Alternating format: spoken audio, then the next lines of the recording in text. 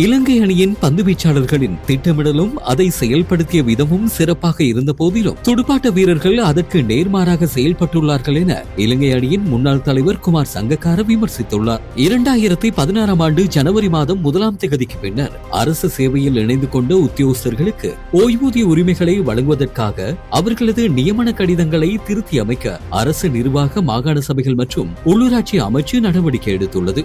தோட்ட நிர்வாகங்களின் தலையீட்டினால் முன்பள்ளி சிறார்களின் உரிமைகள் மீறப்படுவதாகவும் தமக்கு வழங்கப்படும் கொடுப்பனவை அதிகரிக்குமாறும் நிரந்தர நியமனம் வழங்குமாறும் வலியுறுத்தி மலையக முன்பள்ளி ஆசிரியர்கள் ஒன்றியம் நேற்று ஹட்டன் புகையிரத நிலையம் முன்பாக கவன ஈர்ப்பு போராட்டத்தில் ஈடுபட்டனர்.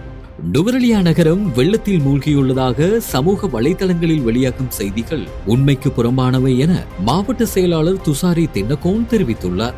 நாட்டில் பெய்த மழை நிலைமையுடன் டித்வா புயலினால் ஏற்கனவே மண்சரிவுக்குள்ளான அரநாயக்க பகுதியில் மீண்டும் மண்சரிவு அபாயம் ஏற்பட்டுள்ளது.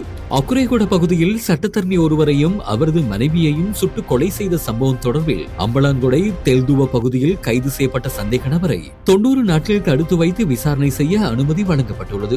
காலி தடல மயானத்திற்கு அருகிலுள்ள வீதியில் நிறுத்தி வைக்கப்பட்டிருந்த பேருந்துடன் மோட்டார் சைக்கிள் ஒன்று மோதி இடம்பெற்ற விபத்தில் இளைஞர் ஒருவர் உயிரிழந்துள்ளார்.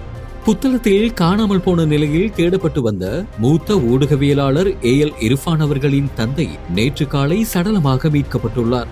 ICC ஆடவர் 20-20 உலகக்கிண கிரிக்கெட் தொடரின் சூப்பர் 8 போட்டியில் நேற்று இலங்கை அணி தோல்வியுற்றுள்ளது. இந்த போட்டியில் இங்கிலாந்து அணி 51 ஓட்டங்களால் வெற்றி பெற்றுள்ளது. யாழ்ப்பாணம் அல்லைப்பெட்டி பகுதியில் போலீசாரின் துப்பாக்கிச் சூட்டில் கொல்லப்பட்ட சிறுவனுக்கு நீதி கோரி யாழ்ப்பாணத்தில் போராட்டம் ஒன்று முன்னெடுக்கப்பட்டது. உறுதிப்படுத்தப்பட்ட உண்மை செய்திகளை உடனுக்குடன் தெரிந்து கொள்ள ஆயுள் மீடியாவை ஃபாலோ செய்யுங்கள்.